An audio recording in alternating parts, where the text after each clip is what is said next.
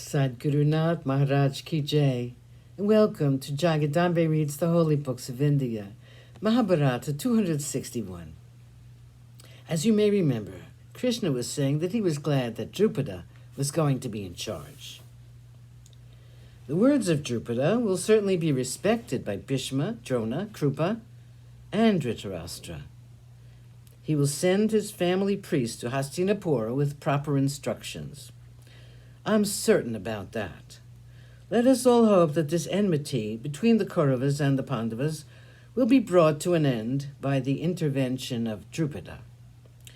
If that does happen, a great calamity, a great destruction, can be averted. If, however, blinded by power, the proud and obstinate Duryodhana refuses to see reason, then Yudhishthira, send for us, all of us. We will then see this foolish Duryodhana and all his associates meet with their fate at the hands of Arjuna and the wrathful Bhima. Virata honored the guests from Dwarka and bade them adieu. Then began the preparations for war. Yudhishthira and Virata were busy sending messengers to the different parts of Bharatavarsha, asking for help and support in the war that threatened to break out any moment now. Many of the kings hurried to the cities of Virata and Upaplavya with their armies. Duryodhana heard from his spies about the arrival of several kings in Matsya to help Yudhishthira. He began his preparations too. His friends were many. The earth was covered by the marching of troops, some in the direction of Matsya, and some in the direction of Hastinapura. Chapter 2, Arjuna and Duryodhana in Dwarka. Drupada sent his own priest to the court of Hastina. This Brahmin was a high-born person. He would not cringe in the presence of royalty. He was used to living with the kings. He knew how to conduct himself in a dignified manner. Drupada gave him the instructions which were necessary. He said, "You're a wise man. I have every confidence in you. You know all the circumstances. You know all about the injustice done to our Yudhishthira.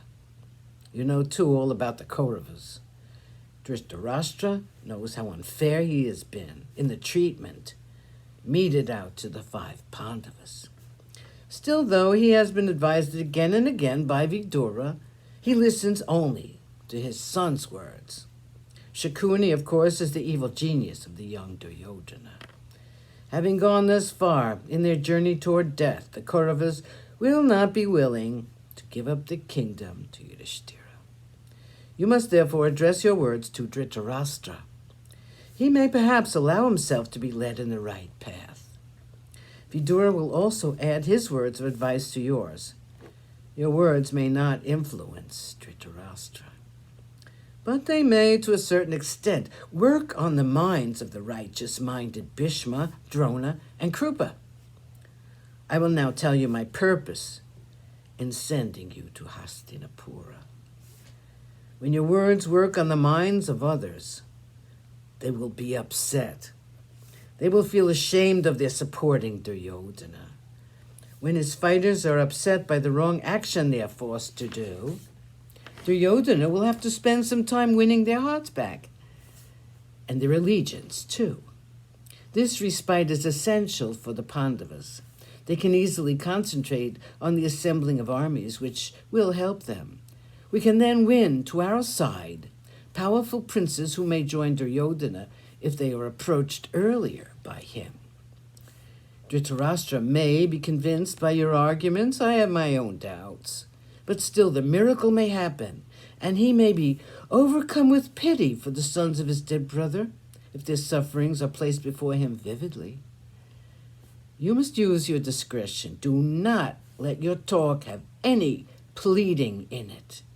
Just state the facts. The elders may feel ashamed of their course of action if you stress on the contrast between their actions and those of their forefathers. Their minds must be confused. They must reconsider their behavior. That's my aim. The time which Duryodhana will have to spend in convincing them and in bringing them back to his way of thinking will be very precious to us. Sadhguru Nath Maharaj Ki Jai. Thank you for coming. I hope you come again.